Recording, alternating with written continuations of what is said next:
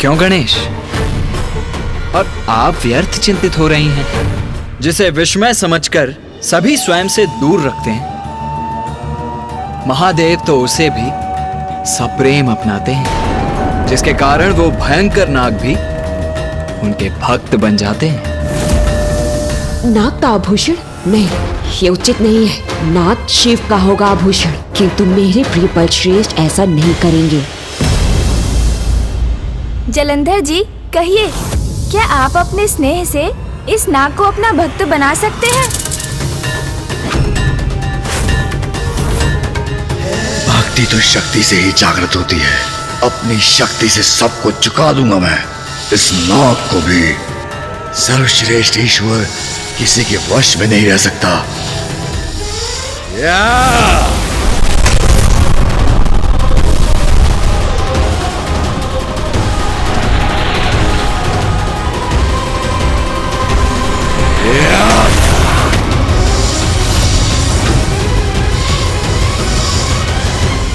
क्या हुआ नवीन भगवान जी? हमारे अभिषेक से आपको आनंद नहीं आया? आएगा, आनंद आएगा, अवश्य आएगा। अभी क्या अभी, ये देखो। हाँ?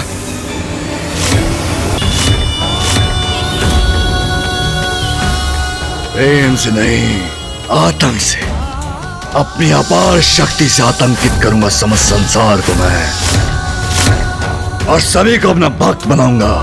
भगवान सर्वश्रेष्ठ जलंधर हूं मैं। शासन करना जानता हूं मैं, विरोधी को मसलना और उसका दमन करना भी जानता हूं। विवश कर दूंगा सभी को मुझे भगवान मानने के लिए, क्योंकि उनका वास्तविक भगवान अब मैं हूं।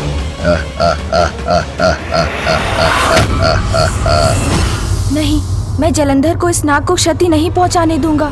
जलंधर जी, ये क्या प्रमाणित करने का प्रयास कर रहे हैं आप? क्या लगता है आपको कि इस नाग का अंत कर आप नवीन भगवान के रूप में स्वीकार कर लिए जाएंगे? नहीं, मुझे तो इसमें भी आपकी असुरक्षा का भाव ही दिखाई दे रहा है। नाग मेरे पिताश्री को प्रिय है, इसलिए आपकी असुरक्षा और ईर्ष्या दोनों जागृत हो उठी हैं। बस यही बात है ना? उचित कहते हो तुम गणेश। सर्वप्रथम इन्होंने हमें शरण देने का ढोंग किया, हमसे अपना अभिषेक करवाया, हम पर और अपनी ही पत्नी पर वार भी किया, और अब इस निरपराध नाग का वध कर अपनी शक्ति दर्शाना चाहते हैं। ये मैंने अनेकों असुरों को देखा है गणेश, किंतु ये जलंधर उन सभी से अधिक दीनहीन और असुरक्षित प्रतीत होता है मुझे।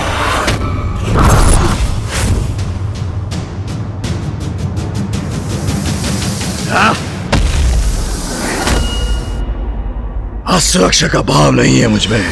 देखो मुझे, शक्तिशाली हूं मैं, अत्यंत बलवान हूं मैं। भगवान सर्वश्रेष्ठ जलंधर हूं मैं। जाने दिया उस दुष्ट नाग को।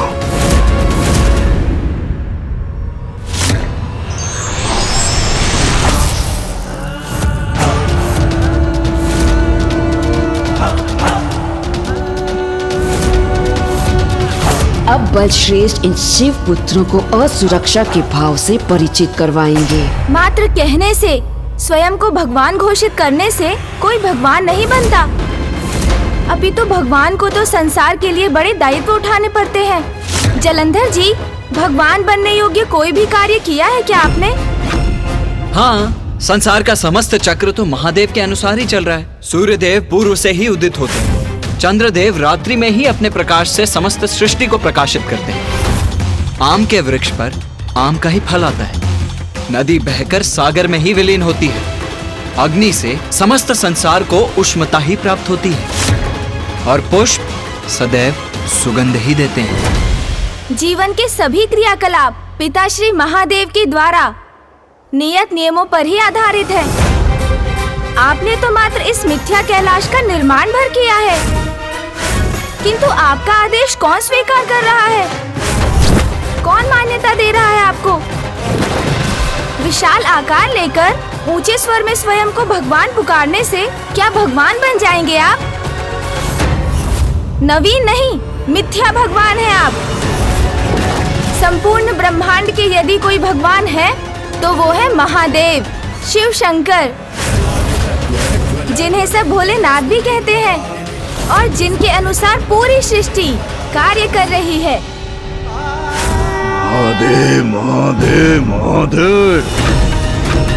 इंद्रदेव, सूर्यदेव, अग्निदेव, वायुदेव, वरुण देव, कुबेर, उपस्थित हो मेरे समक्ष अभी क्या भी। कदाचित हमारी युक्ति सफल हो रही है भैया, अब बस आगे आगे देखते जाएं।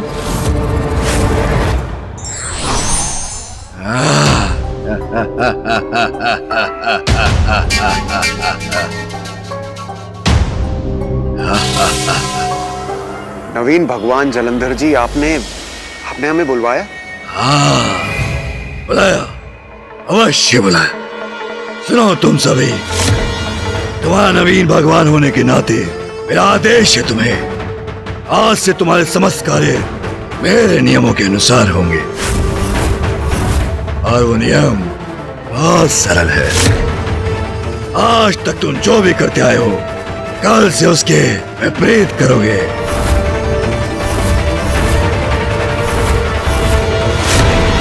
सूर्य पूर्व से नहीं, पश्चिम से उदित होगा।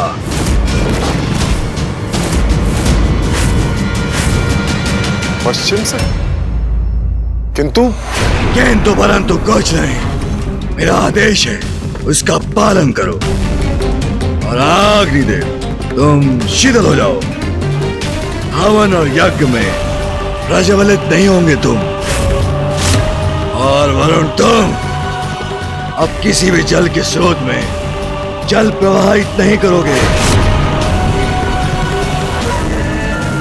और तुम चंद्र, तुम ऐसा करो, तुम रात्रि में प्रकाश देना वर्जित कर दो। ऐसा करो, दिवस में आओ। और तुम वायुदेव, तुम स्थिर होकर श्वास वायु का प्रवाह रोक दो। किंतु मैं स्थिर हो गया तो सभी प्राणी श्वास रहित होकर मृत्युलोक को प्राप्त हो जाएंगे। शांत हो जाओ। और कुबेर, तुम संसार का समस्त धन मेरे भवन में भेज दो। तुम आज से धन के स्वामी और संरक्षक नहीं, आज से वो समस्त धन मेरा, भगवान सर्वश्रेष्ठ जलंधर का।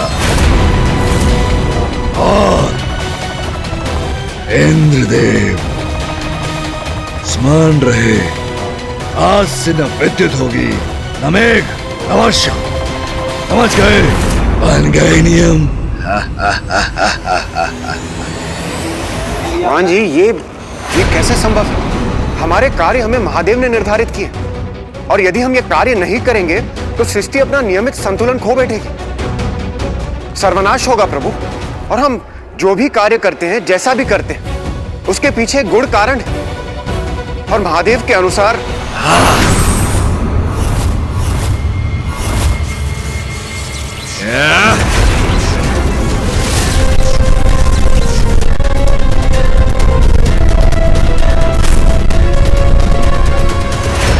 बस बहुत हुई महादेव की महिमा स्तुति।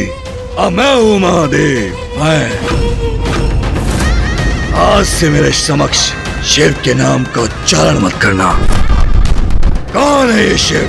नियम स्थापित करने वाला भगवान सर्वश्रेष्ठ जलंधर की सत्ता में एक मेरा ही नियम रहेगा, और तुम उन नियमों का पालन करोगे। अन्यथा इस बार ये ऊर्जा नीचे नहीं गिरेगी, तुम्हारे ऊपर गिरेगी।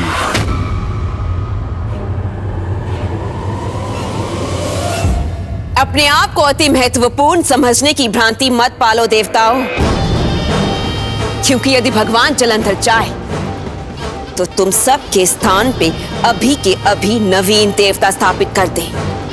इसलिए यदि अपने पद पर बने रहना चाहते हो तो अपने नवीन भगवान जलंधर के आदेशों का पालन करो और अपना अपना कर्तव्य निभाओ। अब जाओ, दूर हो जाओ मेरी दृष्टि से। दूर हो जाओ मेरी दृष्टि से। हेलो, मैंने कहा जाओ। चलिए भैया, अब हमारे भी जाने का समय आ गया है। हाँ चलो गणेश। रुको।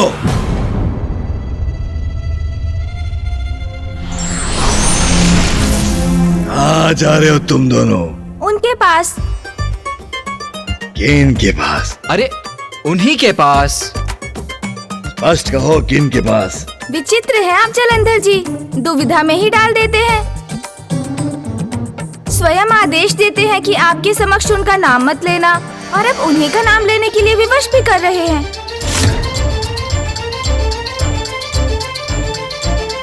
हाँ, महादेव के पास जा रहे हैं हम। क्यों? अब वहां जाकर कोई और षड्यंत्र रचना है क्या? नहीं परम देवी, जलंधर जी ने संसार के नियमों में इतने भारी परिवर्तन कर दिए हैं कि जिनकी सूचना तो हमें शिव जी को देनी ही होगी, क्योंकि ये परिवर्तन तो उन्हें कदापि नहीं भाएंगे। नहीं भाएंगे उसे, तब तो अवश्य जाओ। जाओ।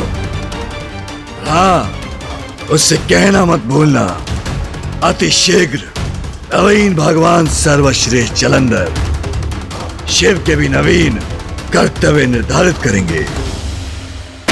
ये दोनों यहाँ आए थे तो इतना उपद्रव मचाया था इन्होंने। मुझे शंका हो रही है कि कहीं वहां जाकर कोई और संकट ना उत्पन्न करे हमारे लिए। अच्छा, जैसी आपकी आज्ञा नवीन भगवान जलंधर जी। स्वयं शिव पुत्र मेरा संदेश पहुंचाएंगे शिव को। भगवान सर्वश्रेष्ठ जलंधर प्रसन्न हुआ। नहीं नहीं, मेरी शंका निराधार है। प्रिय बलश्रेष्ठ तो सर्वशक्तिमान है, भगवान है, कोई संकट उनका स्पर्श भी नहीं कर सकता। कितना भी अट्टहास कर लीजिए जलंधर जी, अब पिताश्री का क्रोध अवश्य जागृत होगा और उसके पश्चात फिर शेष नहीं रहेंगे आप।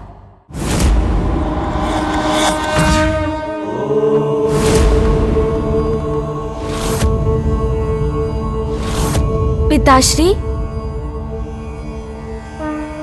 प्रणाम पिताश्री। प्रणाम पिताश्री। प्रणाम माता। प्रणाम माता। प्रणाम महादेव। प्रणाम माते।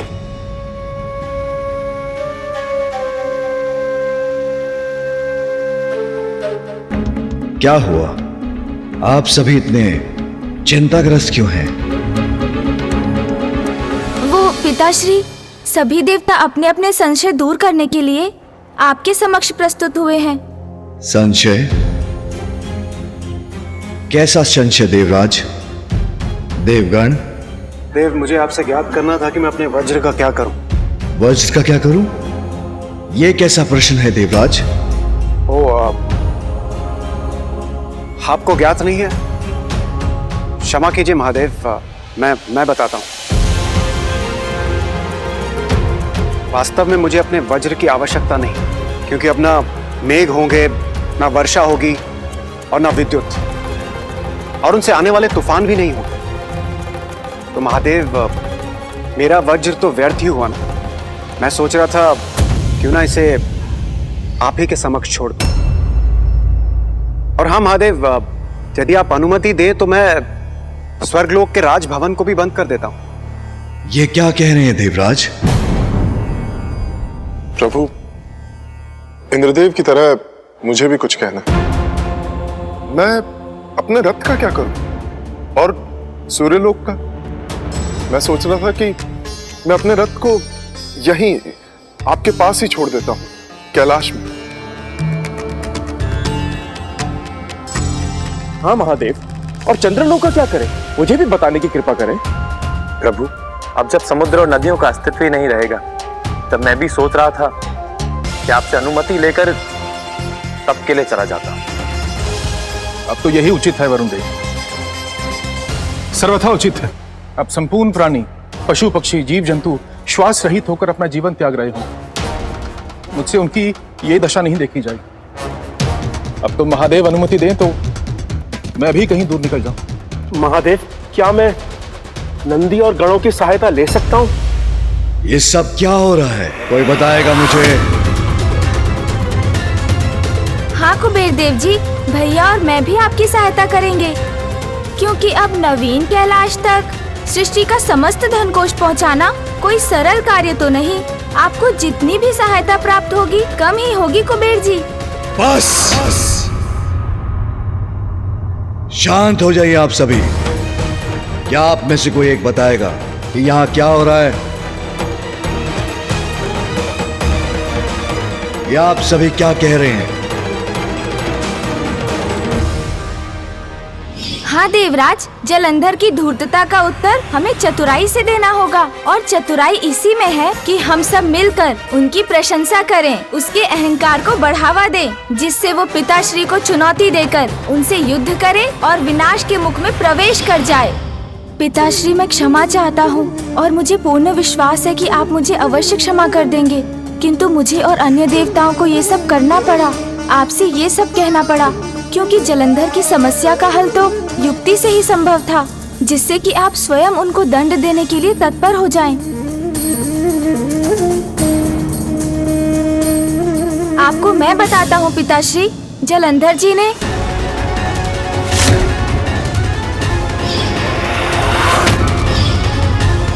तुम्हारा वास्तविक भगवान मैं हूं।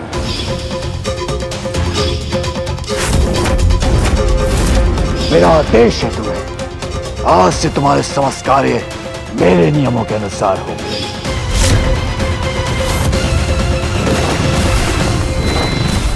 पिताश्री, देवता अब विवश हो चुके हैं। जलंधर ने स्पष्ट कहा है कि यदि अब उसकी अवज्ञा हुई तो वो सभी को दंडित करेगा।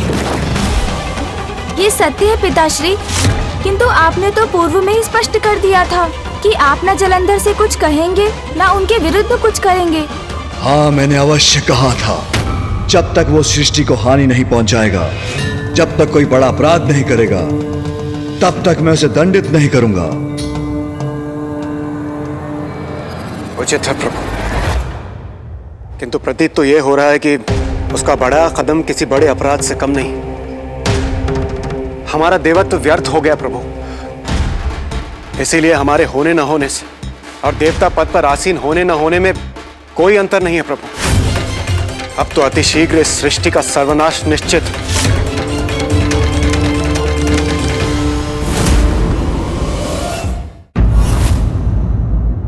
आपको सतर्क रहना होगा प्रिय बलश्रेष्ठ। आपको स्मरण तो है ना कि असुर गुरु शुक्राचार्य ने आपसे क्या कहा था? कभी भी किसी भी अवस्था में आप शिव अथवा उसके कैलाश के निकट कभी नहीं जा सकते।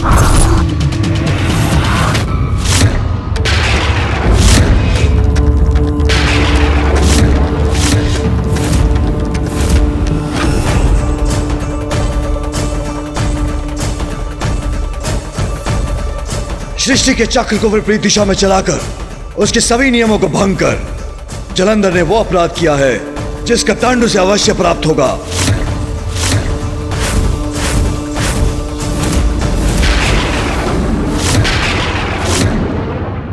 वृंदा, जलंधर मूर्ख नहीं है, सर्वश्रेष्ठ है जलंधर, भगवान है जलंधर।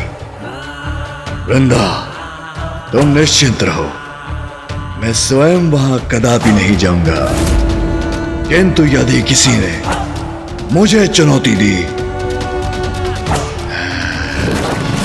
तो कोई मुझे रोक भी नहीं पाएगा। मुझे भय है कि कहीं प्रिय बलश्रेष्ठ से ऐसी कोई भूल ना हो जाए जो उन्हें संकट में डाल दे।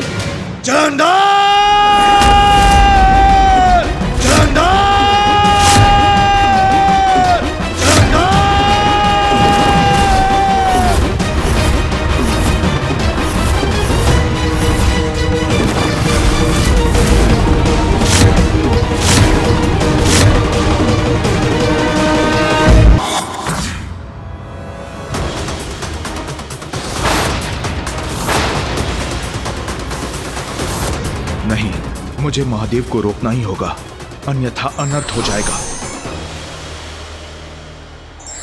रुकिए महादेव। मुझे मत रोकिए नारायण। मुझे ज्ञात है कि जलंधर ने आपके प्रति, सृष्टि के प्रति बहुत बड़े अपराध किए हैं, परंतु यह भी तो सत्य है कि उसका जन्म आपकी क्रोधाग्नि से हुआ है महादेव।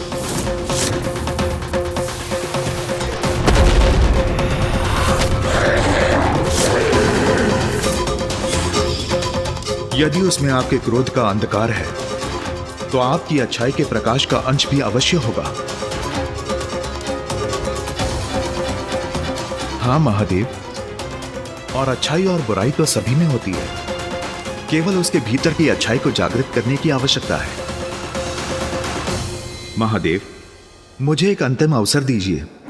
हो सकता है कि मेरे समझाने पर जलंधर समझ जाए, क्योंकि यदि आपके और जलंधर के मध्य युद्ध हुआ तो आपकी जय तो निश्चित है, परंतु उसके पश्चात युद्ध के जो परिणाम होंगे वो अत्यंत भयंकर होंगे। युद्ध तो वैसे भी किसी समस्या को सुलझाने का अंतिम उपाय होता है, तो जलंधर को समझाने में हानि ही क्या है। आपके ही आदेशानुसार सृष्टि का पालनहार हूं मैं। आप निश्चिंत रहिए, सृष्टि को कोई हानि नहीं पहुंचने दूंगा। जलंधर अपने अज्ञानता, अपने अहंकारवश ये सब कर रहा है। हो सकता है मेरे समझाने से वो समझ जाए और सृष्टि से इस महायुद्ध का संकट टल जाए।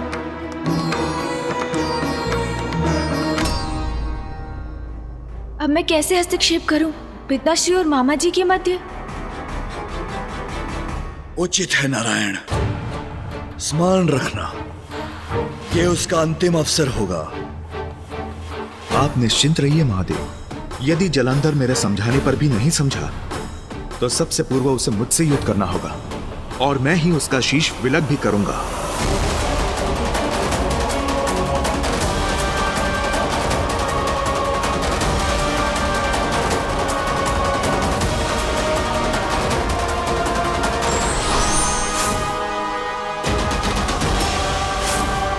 मामा जी, मेरे कुछ कहने के पूर्व, आपको ये बताने के पूर्व कि जलंधर का वध तो मात्र पिताश्री ही कर सकते हैं। आप प्रस्थान भी कर गए।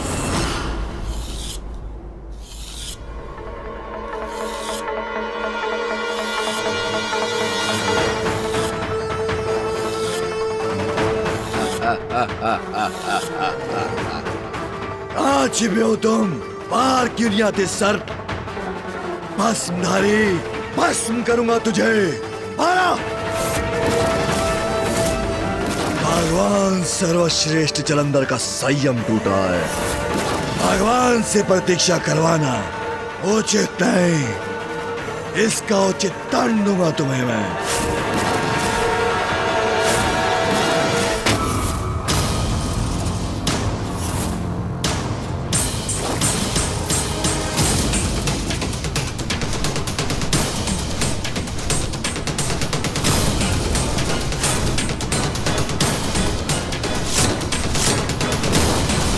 ये विशाल काय प्रतिछाया किसकी है?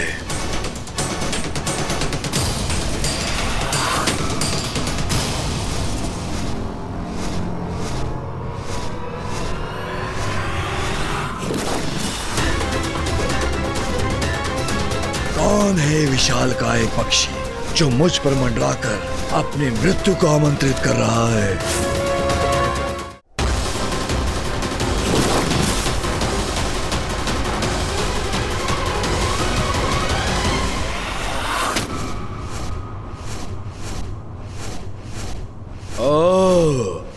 नारायण, अच्छा अब समझा।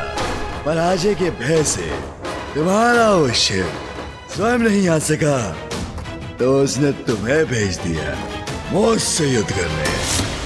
बड़ी विचित्र और हास्यास्पद बात है ये। मुझे चुनौती देकर तुम्हारा वो शिव स्वयं कहीं जाकर छिप गया। अब मैं तो आ गया यहाँ, किंतु वो मेरे समक्ष आने से संकोच कर रहा है। भयभीत हो गया है लगता है। जलंधर प्रसन्न हुआ। जलंधर, जिन महादेव की क्रोधाग्नि से तुम उत्पन्न हुए हो उन्हीं महादेव का अपमान कर रहे हो। सर्वथा अनुचित है ये। क्या प्राप्त होगा इससे तुम्हें? महादेव, ब्रह्मदेव और मैंने वर्षों के तप के पश्चात सृष्टि के नियमों को स्थापित किया और तुम उन्हीं नियमों को नष्ट करना चाहते हो। और कारण क्या है इसका? मात्र तुम्हारे अहंकार की तुष्टि, तुम्हारे बल का प्रदर्शन। जो तुम कर रहे हो उससे सृष्टि ही नहीं रहेगी तो किस पे अपना अधिकार स्थापित करोगे तुम? किससे दिखाओगे अपना बल? भूल सभी से होती है जलंधर, परंतु महत्वपूर्ण है उसे समझकर उचित पथ पर लौटना। अभी भी देर नहीं हुई है जलंधर। महादेव क्रोधित है तुमसे, परंतु यदि तुम उनके समक्ष जाकर उनसे क्षमा मांग लोगे तो वो तुम्हें अवश्य क्षमा कर देंगे। भोले भंडारी हैं वो।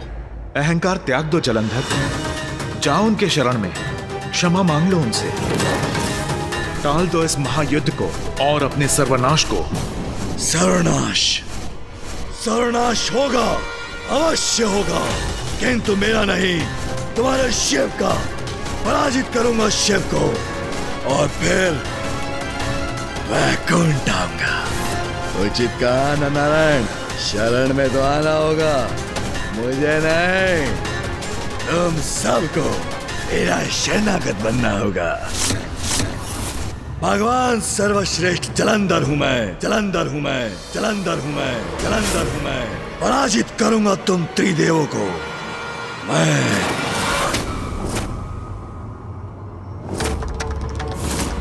जलंधर का अहंकार तो वन की उस अग्नि के समान है जो एक बार प्रारंभ होती है तो फिर सर्वत्र विनाश के बाद ही बुझती है। अहंकार रूपी बुद्धि का विकार व्यक्ति को अंधकार की ओर ले ही जाता है, और जब उसकी अति हो जाए तो फिर जिसमें अहंकार का वास होता है उसका संहार होकर ही रहता है।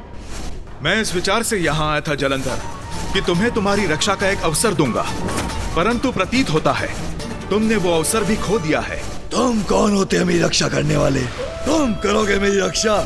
मेरी, भगवान सर्वश्रेष्ठ जलंधर की। ये कहकर तुमने मुझे अपमानित करने का दुस्साहस किया है।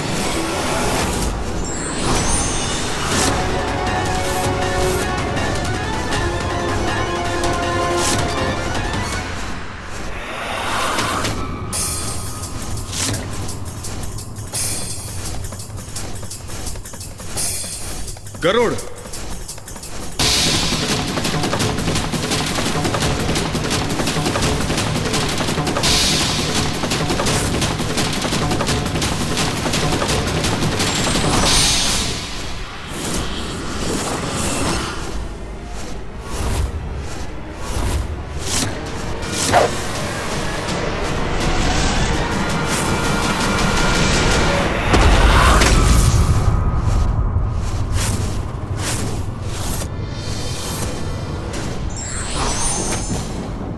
आनंद आएगा अब तुम्हें पराजित करने में नारायण। जीवित रहने का कोई अधिकार नहीं है जलंधर तुम्हें। मैंने तुम्हें एक अवसर दिया था, किंतु तुमने वो भी खो दिया। अब तुम उसका परिणाम भुगतो।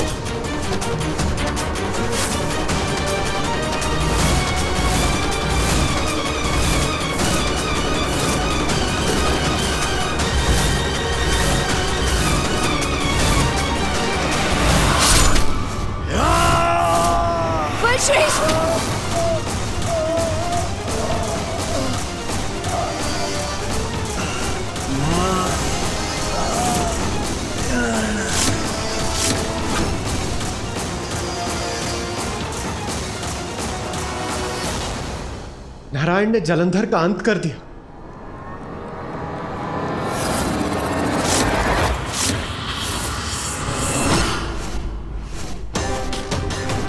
मैंने तुम्हें सुधरने का एक अवसर दिया था, किंतु तुम तो सभी सीमाएं लांघ गए। उसी का दंड है ये।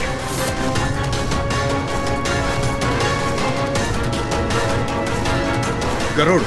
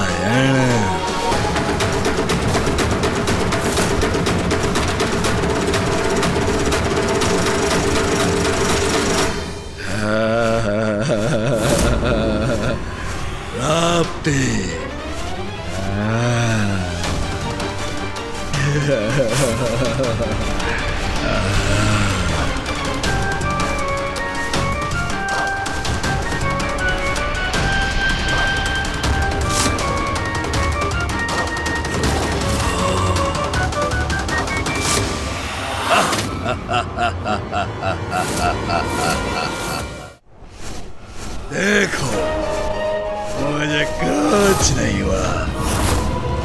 मुझे मृत्युदंड देने चले थे, मैं अमर हूं, क्योंकि मैं भगवान सर्वश्रेष्ठ जलंधर हूं।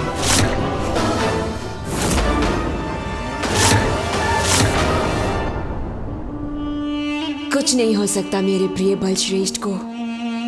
जब तक मैं जीवित हूं, कुछ नहीं हो सकता। प्रभु, ये कैसे संभव है? भगवान नारायण ने तो जलंधर के उदर में छिद्र रूपी घाव किया था, किंतु ये तो कुशल है। और फिर वो इतने ऊंचे स्वर में क्यों चिल्ला है? प्राप्ति। सूर्यदेव, असुर गुरु शुक्राचार्य ने जलंधर को अष्ट सिद्धियां प्रदान की हैं। अणिमा, महिमा, गरिमा, लघिमा, प्राप्ति, प्राकर्म, इशिता और वशिता प्रदान करता हूं। अष्ट सिद्धियां? पिताश्री, इनके साधक को तो अलौकिक शक्तियां प्राप्त होती हैं। प्राप्ति सिद्धि के बल पर साधक कुछ भी प्राप्त कर सकता है, कैसा भी निर्माण कर सकता है। जलंधर ने इसी सिद्धि के बल पर पुनः पूर्णता प्राप्त की है। फिर तो उसे पराजित करना अत्यंत कठिन होगा।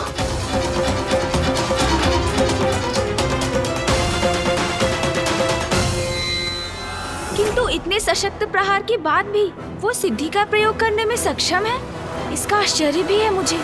स्मरण रखो तुम सभी, जब तक मेरे प्राण हैं, मेरे प्रिय बलश्रेष्ठ का कोई वध नहीं कर सकता। कोई वध नहीं कर सकता मेरा, कोई नहीं।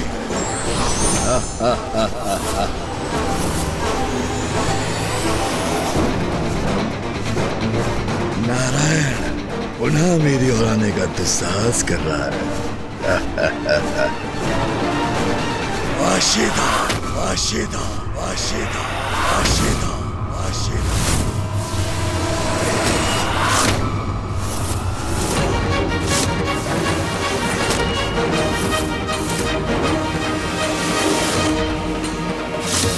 वशिता सिद्धि का प्रयोग किया है इस धूर्त ने।